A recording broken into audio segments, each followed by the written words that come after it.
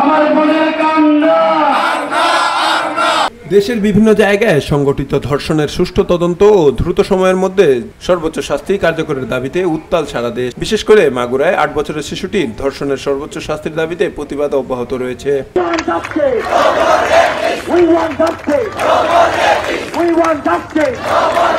মাগুরায় 8 বছরের শিশুকে নির্যাতনের পর মৃত্যুর বিষয়টি কেউ মেনে নিতে পারছে না উল্লেখ করে বিএনপির সিনিয়র যুগ্ম মহাসচিব রুহুল কবির রিজভী বলেন, নিপীড়িত নারী শিশুদের আইনি ও স্বাস্থ্য সহায়তা সেল গঠন করেছে বিএনপি।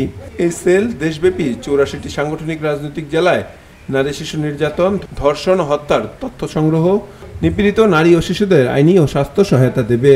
শুক্রবার দুপুরে নয়াপল্টনে বিএনপির কেন্দ্রীয় কার্যালয়ে আয়োজিত সংবাদ সম্মেলনে তিনি এসব কথা জানান। তিনি জানান, নিপীড়িত নারী ও শিশুদের আইনি এবং স্বাস্থ্যসেবা সেলের কেন্দ্রীয় সমন্বয়ক করা হয়েছে ব্যারিস্টার কায়সার কামাল ও ডাক্তার রফিকুল ইসলামকে।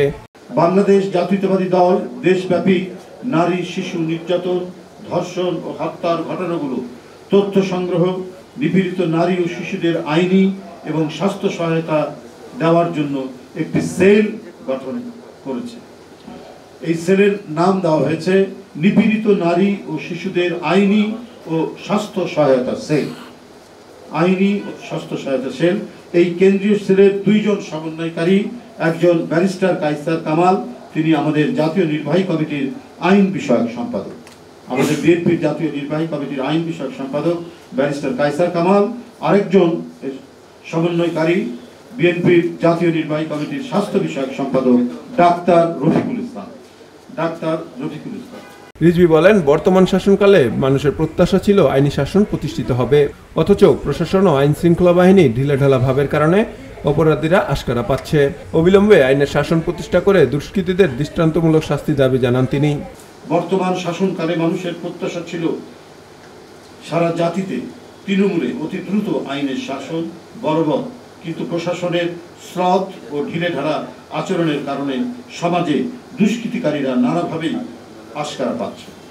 মানুষের সমবেত ধ্বনি ন্যায় বিচার নিশ্চিত করা, কিন্তু সেটি যদি অনুপস্থিত থাকে তাহলে অন্তর্বর্তীকালীন সরকারের গ্রহণযোগ্যতা হ্রাস পেতে থাকবে।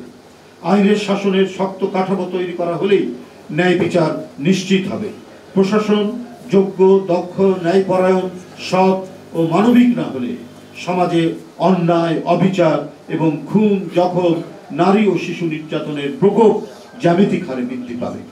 অবিলম্বে সত্যিকার অর্থে আইনের শাসন বলবৎ করে সমাজে প্রকৃত দুষ্কৃতিকারীদের শাস্তি নিশ্চিত করা হোক।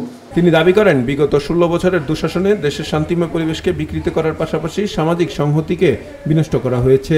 দুর্বৃত্তের ব্যাপক প্রসার ঘটিয়ে সমাজ ধ্বংস করার চেষ্টা হয়েছে। তরুণ বেগী, ভোরের পাতা, ঢাকা। বন্ধুরা, বিগত 16 বছর দুঃশাসনে আমাদের অতি পরিচিত শান্তি ও সুস্থময় পরিপার্শ্বকে বিকৃত করা হয়েছে। দীর্ঘদিনের বাংলাদেশের সামাজিক সংহতিকে বিনষ্ট করা হয়েছে। দুর্বৃত্তায়নের ব্যাপক প্রসার ঘটিয়ে সমাজকে পচা, গলিত, দুর্গন্ধময় করার চেষ্টা করা হয়েছে। অন্যের জমি দখল, লুট, টাকা পাচারের মহা উৎসবের মধ্যে দিয়ে নিজের সিংহাসন অটল রাখতে সব ধরনের নোংরামিকে প্রশ্রয় দিয়েছিলেন শেখ হাসিনা।